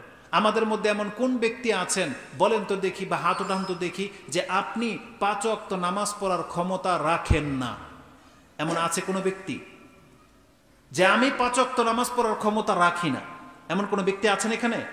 তার মানে চাইলে আমরা প্রত্যেকে 5 ওয়াক্ত নামাজ পড়তে সক্ষম, চাইলে আমরা সক্ষম, শুধু আপনার ইচ্ছাটা শুধু বাকি। গত আগামী খুতবাতে একটা বক্তব্য এইভাবে সাজিয়েছি, কেন আপনি নামাজ পড়বেন বা কেন আমি আর আপনি নামাজ পড়তে বাধ্য। তাতে নামাজের কিছু স্পেশালিস্ট, যেটা মানে স্পেশাল কিছু ব্যতিক্রম জিনিস তুলে ধরবো, যে কেন আপনি নামাজ পড়বেন, কেন আপনাকে পড়তেই হবে। তার একটা কারণ আপনাকে বলে দিই, যেটা খুব আশ্চর্যজনক। এক তো নামাজকে বলা হয়েছে ঈমান, বলা হয়েছে নামাজ ছেড়ে দিলে সে কাফের হয়ে যায়। অন্য কোনো ইবাদত ছেড়ে দিলে এভাবে কোনো ফতোয়া লাগায়নি আজ পর্যন্ত কেউ। যে কেউ ইচ্ছা করে সিয়াম রাখে নাই বা হজে যাচ্ছে না, জাকাতও দিচ্ছে না, সে কাফের হয়ে গেছে, কোনো আলেম ফতোয়া লাগায় নেই। যদিও কেউ কেউ বলেছেন জাকাত আর সালাত একই জিনিস, কিন্তু তারা বলেছে ওগুলো অস্বীকার করলে কাফের। কিন্তু অনেকে আছে যে আদায় করতেছেন না কিন্তু কাফের ফতোয়া লাগে নাই। কিন্তু নামাজ এমন একটা ইবাদত, সালাত, যে যেই ব্যক্তি ইচ্ছা করে আদায় করতেছেন না কোনোভাবে গরিমসি করে, আপনার উপরে কুফরি ফতোয়া লেগে আছে। এটা আলেমরাও ফতোয়া দিয়েছে, কোরআন হাদিসও তাই বলে, রাসূলও তাই বলেছেন, এবং ওলামারা ওই একই ফতোয়া নকল করে বলেছেন যে বেনামাজি মুসলমান থাকে না। কিন্তু দুঃখজনক বিষয় হলো, যদিও আপনাদের মধ্যে নামাজের সংখ্যা বেশি, কিন্তু সব নামাজি না। এই যে নামাজের সংখ্যা বেশি, এটা ক্রেডিট না, এটা আহলে হাদিসের ক্রেডিট হওয়ার বিষয় না, বরং আহলে হাদিস প্রত্যেকটা সন্তান নামাজ পড়ে, এটা হবে প্রশংসনীয় বিষয়। তখন গিয়ে আহলে হাদিস নামটা টিকবে, না টিকবে না তো। কারণ ঈমান বাঁচানো যেমন ফরজ আহলে হাদিসের কাছে, শিরিক বেদাত থেকে মুক্ত থাকা যেমন ফরজ, তেমন নামাজ পড়াটাও ফরজ, একই জিনিস। বেনামাজি কোনোদিন আহলে হাদিস হতে পারে না, এটা মুখের দাবি মাত্র।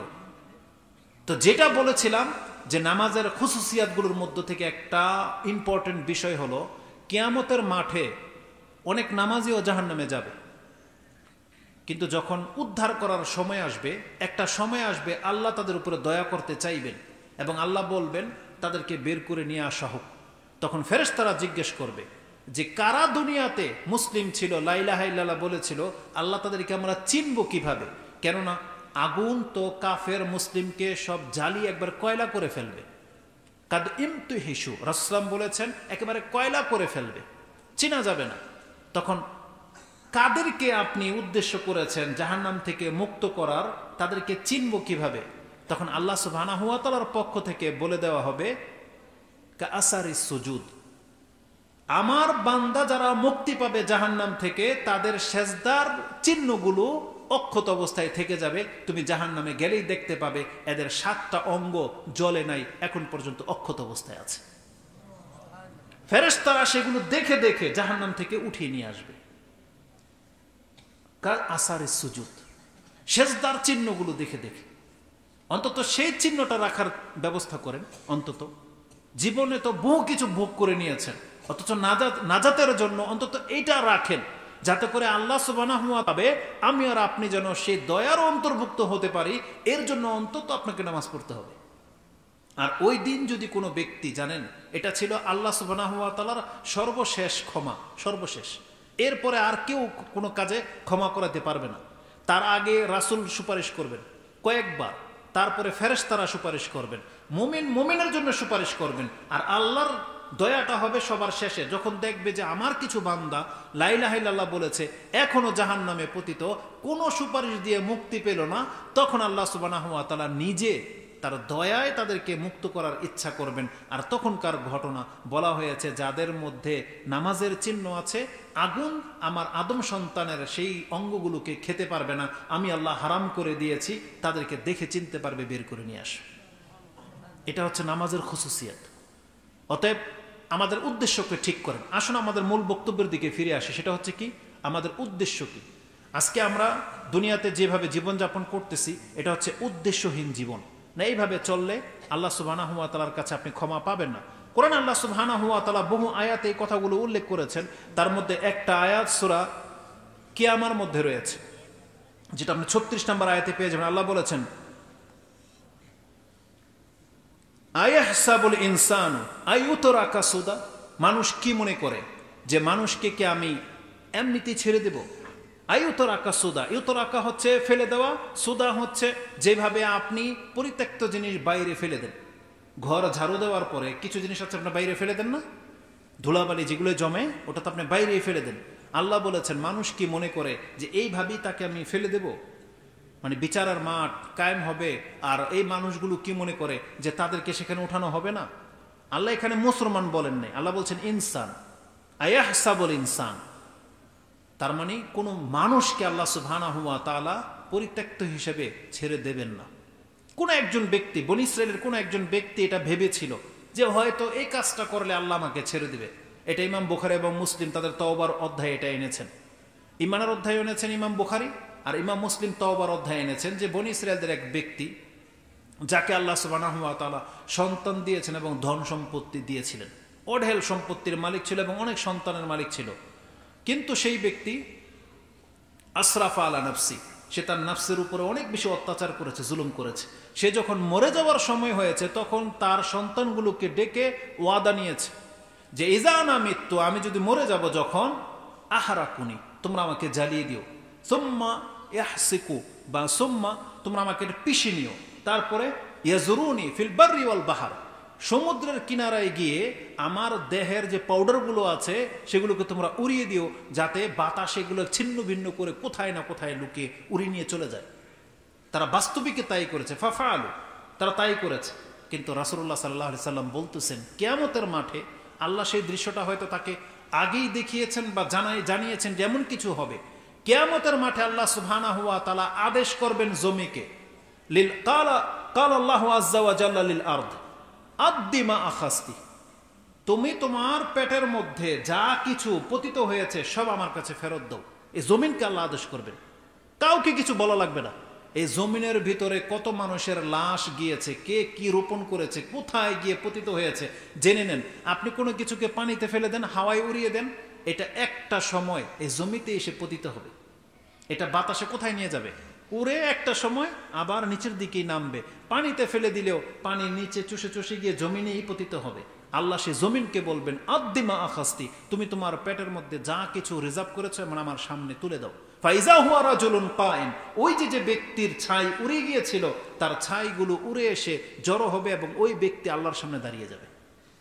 এবং ওই ব্যক্তিকে আল্লাহ জিজ্ঞাসা করেছিলেন মা ফাআলতা যালিকা, বা তুমি এটা কেন করেছিলে? সেই ব্যক্তি বলবে মাখাফাতুকা ইয়া রাব ওয়া আনতা তাআলাম ওয়া আনতা আলাম, আল্লাহ এটা আমি তোমার ভয়ে করেছিলাম আর এটা তুমি ভালো করেই জানো। বাস্তবিকই এই লোকটা আল্লাহর ভয়ে কিন্তু এটা করেছিল যে আল্লাহ যদি আমাকে ধরে নেয় তাহলে আমাকে এমন শাস্তি দেবে যে অন্য কাউকে এতটা কঠিন শাস্তি দেয় নাই, এতটা শাস্তি দেবে। এই যে শেষ মুহূর্তে যে এই ব্যক্তি ভয় পেয়েছিল আল্লাহকে, সে এটা ভাবে নাই যে আল্লাহ আমাকে তুলতে সক্ষম না, এটা ভাবে নাই। সে ভেবেছিল, আমারও একটা সময় এমন মেন্টালিটি ছিল, সে ভেবেছিল এত হাজার মানুষ, কোটি মানুষের মধ্যে আল্লাহ বিচার করবে, হয়তো এমনটা করলে আল্লাহ আমাকে খুঁজবে না।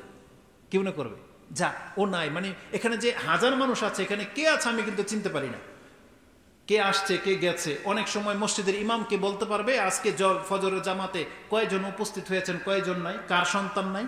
বেশি মানুষ হলে বলতে পারবে না, কিন্তু যখন প্রথম কাতারের লোকগুলা থাকে তখন তিনি বুঝতে পারে যে কে কে এখানে অনুপস্থিত। কিন্তু বেশি মানুষ হলে বুঝতে পারবে না। কিন্তু এই ব্যক্তি ভেবেছিল যে আমি একটা নগণ্য ব্যক্তি, এরকম করে দিলে হয়তো আল্লাহ কিয়ামতের মাঠে আমাকে খুঁজবে না, ধরবে না। কিন্তু আল্লাহ সুবহানাহু ওয়া তাআলা এই ব্যক্তিকেও কিয়ামতের মাঠে উঠাবেন, এটা আল্লাহ আমাদেরকে জানিয়ে দিয়েছে, এবং আল্লাহ তাকে ক্ষমাও করবেন। ওই হাদিসের মধ্যে ক্ষমার কথাও আছে যে এই ভয় পাওয়ার কারণে আল্লাহ তাকে ক্ষমাও করে দিবেন। কিন্তু বিষয়টা এখানে ক্ষমার দিকে না, আমি আপনাকে দেখাতে চেয়েছি আল্লাহ কোনো কিছুকে পরিত্যক্ত ফেলে দেওয়ার জন্য সৃষ্টি করেন নাই, বরং সূরা মরিয়মের মধ্যে আল্লাহ বলেছেন প্রত্যেক ব্যক্তিকে আল্লাহর সামনে আসতে হবে ফারদান, মানে কি একা একা, একজন একজন। যদি আল্লাহ সুবহানাহু ওয়া তাআলা আমাদেরকে এভাবে ঠুমকা তুলে নিতেন, বলে দিতেন উম্মতে মুহাম্মদী জান্নাতে চলে যাও, যারা ভালো কাজ করেছো, আপনি আর আমি হয়তো সুযোগ খুঁজতাম যে ভিড়ের মাধ্যমে ঢোকা যায় কিনা, যেটা অধিকাংশ সময় আমরা কোনো কিছু নেওয়ার ক্ষেত্রে করি। ঢুকতেন না, টিকিট ছাড়া অনেক কিছু করেছেন লাইফে, কিন্তু আল্লাহ সুবহানাহু ওয়া তাআলা সেই সুযোগটা দেবে না। জানেন আল্লাহ কি বলেছেন? আল্লাহ বলেছেন তোমাদেরকে একা একা ডাকবো, একা একা আমার সামনে। আপনি বলেন তো দেখি, নামাজের একটা সিস্টেম তো জানেন, আমাদের আহলে হাদিসদের এটাই সুন্নাহ বা আদর্শ, আমরা জানি কাতারের মাঝে যদি কোনো গ্যাপ থাকে, শিক্ষা কি নামাজ হবে? গ্যাপ দিয়ে কাতার পুরা হয় না, পেছনের লোকদের নামাজ হবে না, আগে সামনের কাতার পুরা করেন। এনে ইমাম ঘুরে বলে যে সামনের কাতার পুরা করেন, কাতার সোজা করেন, বলে নাই কথা? তাহলে আপনি বলেন তো দেখি, এতগুলো মানুষ এক কাতারে দাঁড়িয়েছেন, 100 জন দাঁড়াতে পারে, এই যে একজন নাই, এখানে নাই, কি করে ইমাম সাহেব বলে একজন এখানে আসেন, ডাকে কিনা বা এ কই জিজ্ঞেস করে। আল্লাহ সুবহানাহু ওয়া তাআলার সামনেও এভাবে সারিবদ্ধ করে দাঁড় করিয়ে দেওয়া হবে কিয়ামতের মাঠে। কোনো জায়গায় যদি গ্যাপ থাকে আল্লাহ ওই ব্যক্তিকে এখানে তুলে নেবে যে ও কই, কারণ প্রত্যেকটা ব্যক্তি তার বাবার নামের সাথে ডাকা হবে এবং প্রত্যেক ব্যক্তির পাসওয়ার্ড আল্লাহ সুবহানাহু ওয়া তাআলার কাছে কিন্তু আছে। হাসরের মাঠের মধ্যে আল্লাহ যত মানুষ সৃষ্টি করেছেন প্রত্যেকটা ব্যক্তির নাম আল্লাহর জানা আছে, প্রত্যেকটা ব্যক্তির নাম।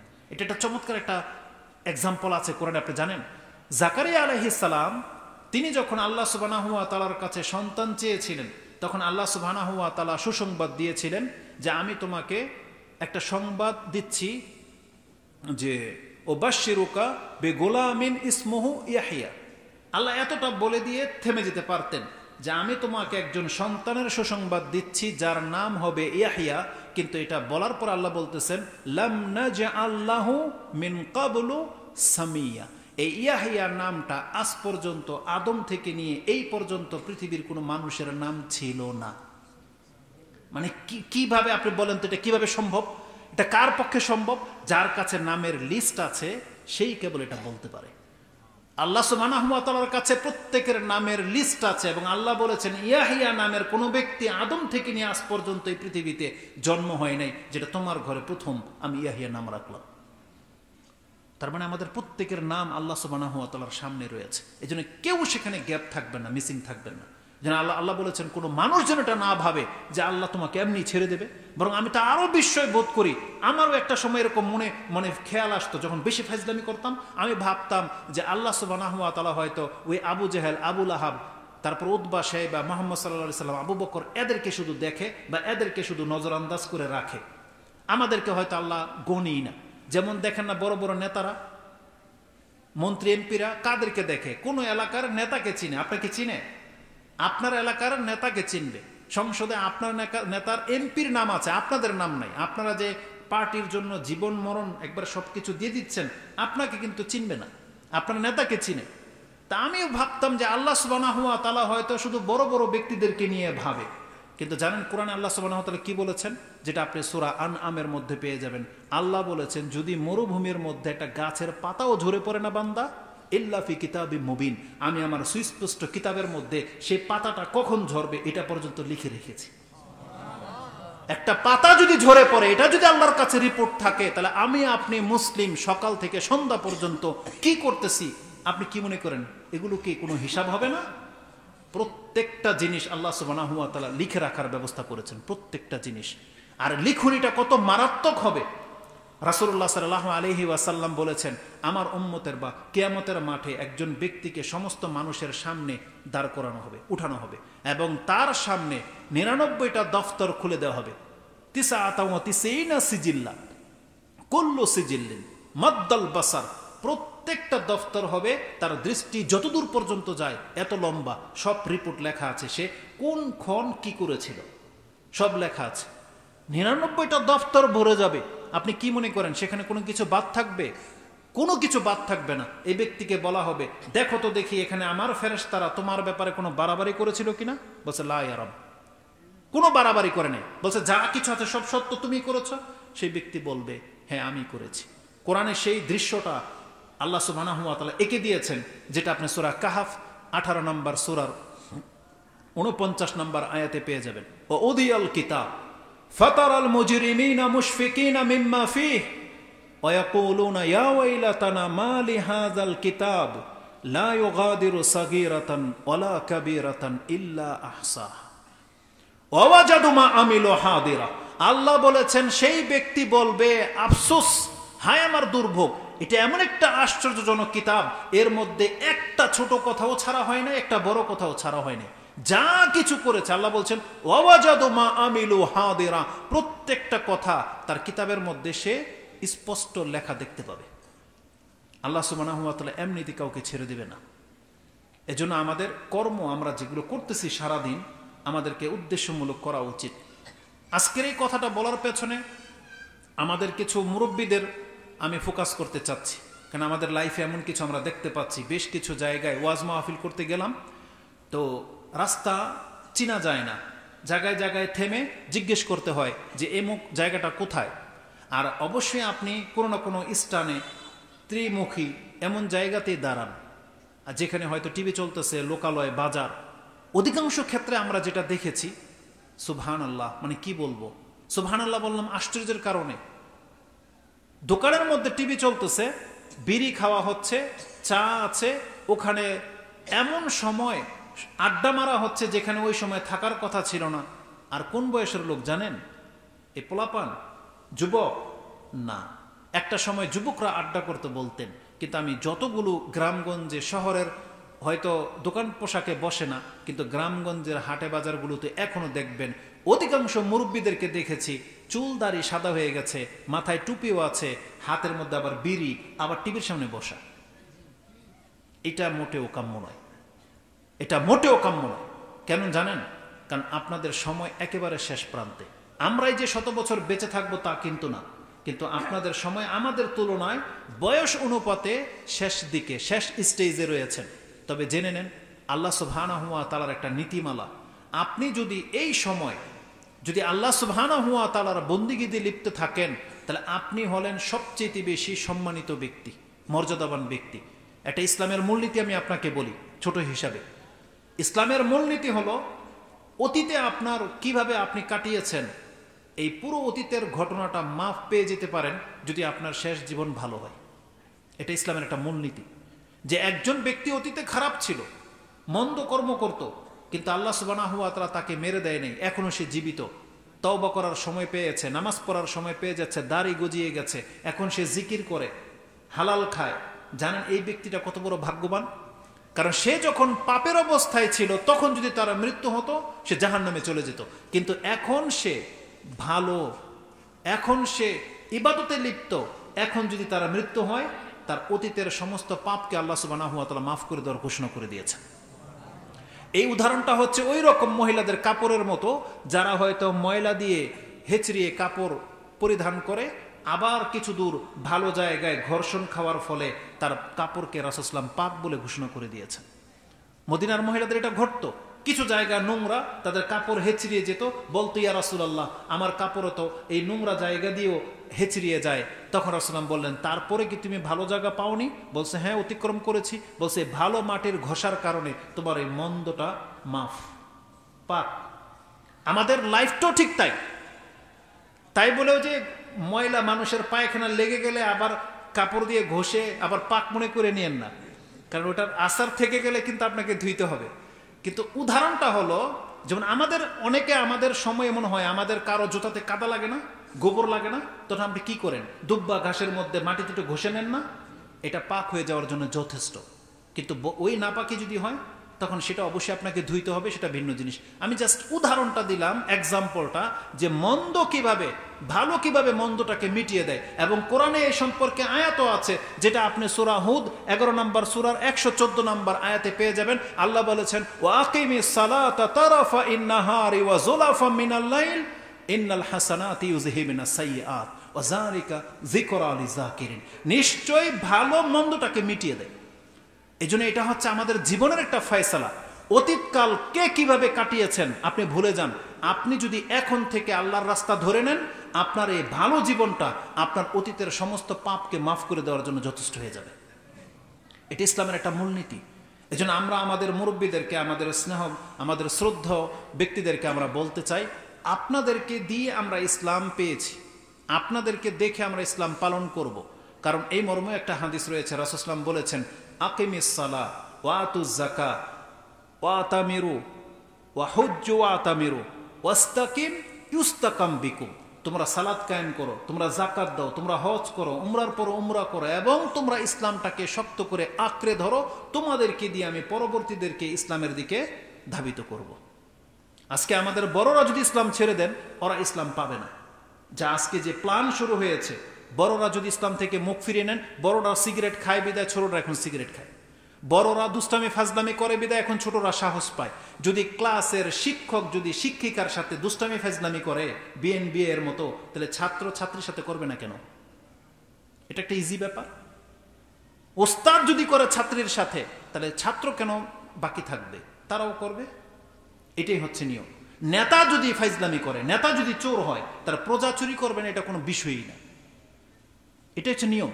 কারণ বড় যা করে ছোটরা তখন আর ওই রাস্তায় থাকে না, তখনও তারাও বেঁকে যায়। এই যে রাসূল বলছেন, ইস্তাকিমু, তোমরা ইসলামের উপরে কায়েম থাকো, ইউস্তাকাম বিকুম, তোমাদেরকে দিয়ে আমি ওদেরকে ইসলামের উপরে কায়েম রাখবো। আপনি দাড়ি ফেলে দিয়েছেন, আপনার সন্তানকে দাড়ি রাখাতে চাচ্ছেন, এটা সম্ভব কোনোদিন? সম্ভব না, মানবে না আপনার কথা। এজন্য আমাদেরকে ইসলাম আঁকড়ে ধরতে হবে। আর বিশেষ করে যারা আপনারা, এটা হচ্ছে ইসলামের একটা আলো, নূর, আপনারা দাড়ি সাদা হয়ে গেছে, মাথায় টুপি পরা, রাস্তার মধ্যে যদি এইভাবে আপনি সিগারেট টানেন।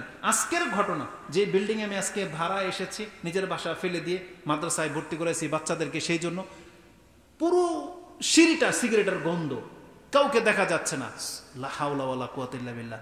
নিচে এসে দেখি তার বয়স কমপক্ষে 65-র কম হবে না, দাড়িও আছে, টুপিও আছে, আবার এরকম পাঞ্জাবির উপরে এই এই কি বলে এটাকে, কোটও পরা, আবার বিড়ি টেনে সে ফেললো। তাহলে এই যে এই বয়সটা আপনার এই বিড়ি খাওয়ার বয়স না, এটা অতীত পার হয়ে গেছে। এমনি হারাম জিনিস, সব বয়সে হারাম, কিন্তু আমাদের মুরব্বীদের কাছ থেকে এটা আমরা কোনোদিন আশা করি না। আপনি দাড়িটার একটু কদর করার চেষ্টা করেন, আপনার বয়সের একটু কদর করার চেষ্টা করেন, কারণ আল্লাহ সুবহানাহু ওয়া তাআলা যাদেরকে 60 বছর দিয়ে দিয়েছে, আপনার কিন্তু আর উজুর বাকি নেই। আপনি আল্লাহর কাছে এই কথা বলতে পারবেন না যে আল্লাহ তুমি যদি আমাকে আরেকটু বয়স দিতে, তাহলে আমি তওবা করে তোমার রাস্তায় ফিরে আসতাম। আল্লাহ বলেছেন, আমি কি তোমাকে উপদেশ নেওয়ার মতো বয়স দান করিনি? আল্লাহ কোরআনে বলেছেন সেই কথাটা। অতএব আমাদের মুরব্বীদেরকে বলবো, আমাদের শ্রদ্ধেয় ব্যক্তিদেরকে বলবো, আপনারা আল্লাহর জন্য হলেও জীবন অনেকটা উপভোগ করে নিয়েছেন, এখন তওবা করে ফিরে আসার সময় হয়ে গেছে। কারণ জেনে নেন, বাস্তবিক পৃথিবী আর বেশি দিন বাকি নেই, পৃথিবী ধ্বংস হওয়ার পথে। রাসূলুল্লাহ সাল্লাল্লাহু আলাইহি ওয়াসাল্লাম আজ থেকে 1400 বছর আগে, 1500 বছর ধরে নেন, তিনি বলে রেখে চলে গেছেন যে বুইস্তু আনা ওয়াস সাআতু কাহাতাইনি, আমি এবং কিয়ামত এসেছি এইভাবে। তিনি তার শাহাদাত এবং মধ্যমা আঙ্গুলিটাকে এইভাবে উঠিয়ে দিয়ে বলেছিলেন যে কিয়ামত আর বেশি বাকি নেই। এখানে রাসূল সাল্লাল্লাহু আলাইহি ওয়াসাল্লাম এসে গেছেন, পৃথিবীর বয়স এই পর্যন্ত চলে আসছে, আর বাকি আছে কতটুকু? তাও 1500 বছর পার হয়ে চলে গেছে। আর কতদিন পৃথিবী টিকে থাকবে? বরং আল্লাহ সুবহানাহু ওয়া তাআলা বলেছেন, ইকতারাবা লিন-নাসি হিসাবুহুম ওয়া হুম ফি গাফলা। মানুষের হিসাব নিকাশের সময় অত্যন্ত নিকটে চলে আসছে, তারপরে মানুষ মুখ ফিরিয়ে আছে, গাফিলতিতে আছে। এটা হওয়ার নয়। এজন্য আমাদের মুসলিম ভাইদেরকে, যারা কোরআন সুন্নাহর অনুসারী, যারা কথা বোঝেন, যারা কথা মানার মতো যোগ্যতা রাখেন, এটা আপনাদের জন্য মেসেজ। আমাদেরকে উদ্দেশ্যমূলক কাজ করতে হবে। পর্দার আড়ালে মা বোনরা যারা রয়েছেন, আপনি ভাববেন না এই ওয়াজ শুধু পুরুষদের জন্য, বরং আমাদের যেই কোনো কথা পুরুষ মহিলা সবার জন্য, সবার জন্য। বরং আপনি বিচক্ষণতা রাখেন, যেভাবে উম্মে সালামা এবং উম্মে হাবিবা, আয়েশা রাদিয়াল্লাহু তাআলা আনহা, তারা যেমনটা ইসলাম বুঝতো। উম্মে সালামা রাদিয়াল্লাহু তাআলা আনহার একটা ঘটনা আপনি মুসলিমে পেয়ে যাবেন, হাউজে কাউসারের অধ্যায়, জুমার অধ্যায়ের মধ্যে হাউজে কাউসারের চ্যাপ্টার রয়েছে, সেখানে অথবা হাউজে কাউসারের মধ্যে হাদিসটা পেয়ে যাবেন যে উম্মে সালামা বলতেন যে আমি রাসূলুল্লাহ সাল্লাল্লাহু আলাইহি ওয়াসাল্লামের কাছে কখনো হাউজে কাউসার সম্পর্কে আলোচনা শুনিনি। কোনো একদিন দেখলাম যে মসজিদে হাউজে কাউসার নিয়ে আলোচনা চলছে, ওয়াল জারিয়াতু তামশুতুনি, আর আমার খাদেমা সে আমার মাথার চিরুনি করতেছে। তখন হঠাৎ করে আমি শুনতে পেলাম রাসূল সাল্লাল্লাহু আলাইহি ওয়াসাল্লাম বললেন, ইয়া আইয়ুহান নাস, হে মানুষ তোমরা শোনো। তখন উম্মে সালামা রাদিয়াল্লাহু তাআলা আনহা তিনি বলেন, আখিরি আন্নি, তুমি আমার কাছ থেকে একটু দূরে সরো, ফ্রি হও। তখন বলতেছে, ইন্নামা ইউদাআর রিজাল ওয়া লাম ইউদাআন নিসা, রাসূল তো পুরুষদেরকে ডেকেছেন, মহিলাদেরকে তো ডাকেন নাই। তার মানে শব্দটা দুইজন মহিলাই শুনেছে। কে শুনেছে? উম্মে সালামাও শুনেছে, আর তার খাদেমাও শুনেছে। কিন্তু রাসূল সাল্লাল্লাহু আলাইহি ওয়াসাল্লাম, উম্মে সালামা বলতেছেন, তুমি আমার কাছ থেকে একটু দূরে সরো, রাসূল আমাকে ডেকেছেন। তখন বলতেছেন, রাসূল তো পুরুষদেরকে ডেকেছেন, মহিলাদেরকে তো না। তখন তিনি বললেন, রাসূল বলেছেন, ইয়া আইয়ুহান নাস ওয়া ইন্নী মিনান নাস, আর আমিও তো একটা মানুষ। তার মানে উম্মে সালামা রাদিয়াল্লাহু তাআলা তিনি বলতেছেন যে আমিও তো একটা মানুষ, আর রাসূল তো মানুষকে সম্বোধন করে কথা বলেছেন। আপনাদের দৃষ্টি এদিকে ফিরান, এদিকে, যেহেতু বক্তব্য এদিকে চলতেছে, ওই দিক থেকে না। শেখ এখানেই আসবেন ইনশাআল্লাহ। আর আমার হাতে সময় মাত্র 5 মিনিট। তো আমি যে মেসেজটা আপনাদের কাছে দেওয়ার জন্য এসেছি সেটা হলো এই, আমাদেরকে উদ্দেশ্যমূলক কাজ করতে হবে। আচ্ছা বলেন তো দেখি, মুসলিম হিসাবে আমাদের মূল উদ্দেশ্য কি হওয়া উচিত? বলেন, আমাদের মূল উদ্দেশ্য কি হওয়া উচিত? দুনিয়া না পরকাল? আমাদের মূল উদ্দেশ্য পরকাল, জান্নাত হওয়া উচিত। রাসূলুল্লাহ সাল্লাল্লাহু আলাইহি ওয়াসাল্লাম তার যে কোনো দার্স তাদরিস বলেন, যে কোনো শিক্ষা শুধু পরকালমুখী ছিল, পরকালমুখী। একটা দোয়া বলেছিলাম প্রথমে, ওটা আপনাকে বলে দিয়ে বক্তব্য শেষ করে দেবো, যেহেতু শেখ চলে আসছে। হাদিসটা মুসলিমে আছে, কিতাবুল কদরের মধ্যে অথবা জান্নাতের পর্বে 6663 6663 নম্বর হাদিস।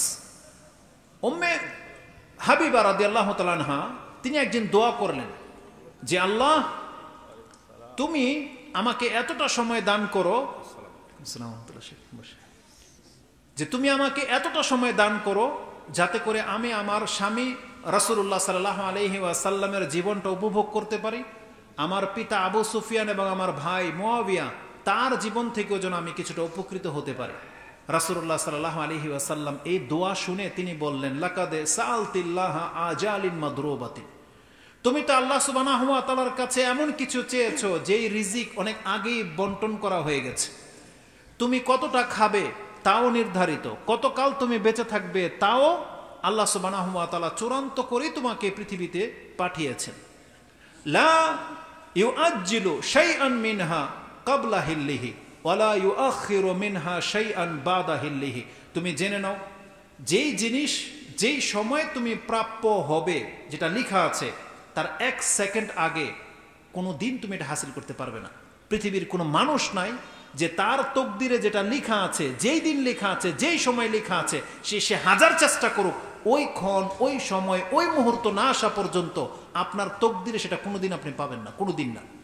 এক্সাম্পল নিয়ে নেন, যারা বিয়ে করেছেন সন্তান হয় না, আপনি কত কিছু বেটে খাইয়ে ফেলেন, আপনার ওই ডেট না আসা পর্যন্ত আপনি সন্তানের মালিক হতে পারবেন না। কারণ আল্লাহ সুবহানাহু ওয়া তাআলা যেটা তকদিরে লিখে রেখেছেন আপনি সেটা প্রাপ্য হবেনই, তবে ওই সময় পর্যন্ত আপনাকে অপেক্ষা করতে হবে হালালের উপরে। আপনি হারাম দিকে পা বাড়ায়েন না, আপনি যেটা মালিক হবার সেটা হবেনি। আর যারা যেটা মালিক হয়ে গেছেন আপনি সেটাকে কৃপণতা করে ধরে রাখতে চেয়েন না। রাসূল সাল্লাল্লাহু আলাইহি ওয়াসাল্লাম বলেছেন, ওয়ালা ইয়াহিল্লু ওয়ালা ইউআখিরু শাইআন মিনহা বাদা হিল্লিহি, যেটা হালাক হয়ে যাওয়ার ডেট চলে আসবে আপনি আপনার কাছে সেটা এক মুহূর্ত বেশি রাখতে পারবেন না। আপনার ফুটফুটে সন্তান মারা যাচ্ছে হয়তো আপনার কোলে, আপনি কত কি করে ফেলতেছেন, আল্লাহকে গালিও দিয়ে ফেলতেছেন, আপনি ওকে বাঁচাইতে পারবেন না। যেই ডেট অনুযায়ী ওর মৃত্যু লেখা আছে ওইটা আসলেই ও আপনার কাছ থেকে হাতছাড়া হয়ে যাবে। মুহাম্মদুর রাসূলুল্লাহ সাল্লাল্লাহু আলাইহি ওয়াসাল্লাম তার কোলে তার সন্তান মারা যাচ্ছে, তিনি আটকে রাখতে পারতেছেন না, কারণ তিনি আটকে রাখার ক্ষমতা রাখেনও না। এজন্য রাসূল সাল্লাল্লাহু আলাইহি ওয়াসাল্লাম বলেছেন, যেই জিনিস যখন হালাক হয়ে যাওয়ার সময় আসবে তার এক মুহূর্ত পর্যন্ত পৃথিবীতে এটাকে কেউ টিকে রাখতে পারবে না। তারপরে তিনি উপদেশ দিয়ে বললেন, ওয়ালাকিন লাউ সাআলতিল্লাহা আইয়ু আফিয়াকি মিন আযাবিন ফিল কবরি ওয়া আযাবিন ফিন নার ফাকানা খায়রাল লাকি, তবে তুমি যদি তোমার দোয়ার মধ্যে আল্লাহর কাছে শুধু এটা চাইতা যে আল্লাহ তুমি আমাকে কবরের আযাব থেকে এবং জাহান্নামের আযাব থেকে আল্লাহ তুমি আমাকে মুক্ত করে দাও, এটা তোমার জন্য কল্যাণকর ছিল। তুমি দুনিয়ার প্রাসাদ যা কিছু চাচ্ছ এগুলো তুমি এমনিতেই প্রাপ্য হবে। তুমি যদি চাইতে হয় আল্লাহর কাছে পরকাল চাও, জাহান্নাম থেকে মুক্তি চাও এবং কবরের শাস্তি থেকে বাঁচতে চাও, এটা হবে মুসলিমদের চাওয়া। কিন্তু আমাদের মুসলিমদের চাওয়া হয়ে গেছে এখন ভিন্ন। আমরা শুধু আমাদের কাছে প্রশ্ন করে, হুজুর এমন একটা তদবির বলেন আমি যাকে পছন্দ করি তাকে যেন পেয়ে যাই, এটা হচ্ছে আমাদের কাছে প্রশ্ন আসে। হুজুর এমন কিছু বলেন যাতে আমার বিয়েটা হয়ে যায়, এটা অধিকাংশ মহিলাদের প্রশ্ন আসে। তবে জেনে নেন আপনার এমন ব্যক্তির কাছে বিয়ে হওয়ার চেয়ে বিয়ে না হওয়াটা ভালো, বিয়ে হওয়ার পরে যে আপনার উপর অত্যাচার করবে। এজন্য আল্লাহর ফয়সালাটার উপরে আপনি ধৈর্য ধারণ করার চেষ্টা করেন। আল্লাহ যার জন্য যেটা কল্যাণকর আপনি শুধু সেটা বলেন, আল্লাহ যেটা কল্যাণকর তুমি সেটা করো। তা আমি আর কথা লম্বা করব না। আমার মূল মেসেজটা হলো, আসুন আমরা উদ্দেশ্যমূলক কাজ করি। আজকে সারাদিন যা করেছি এর বিনিময়ে আমরা জান্নাত পাবো কি পাবো না এটা নিয়ে আমাদের চিন্তাশীল হওয়া উচিত। আল্লাহ আমাকে এবং আপনাদেরকে কথাগুলো বোঝার এবং সে অনুযায়ী আমল করার তৌফিক দান করুন, আমিন। সুবহানাকাল্লাহুম্মা রাব্বানা বিহামদিকা আশহাদু আল্লা ইলাহা ইল্লা আনতা আস্তাগফিরুকা ওয়া আতুবু ইলাইক। আসসালামু আলাইকুম ওয়া রাহমাতুল্লাহি ওয়া বারাকাতুহু।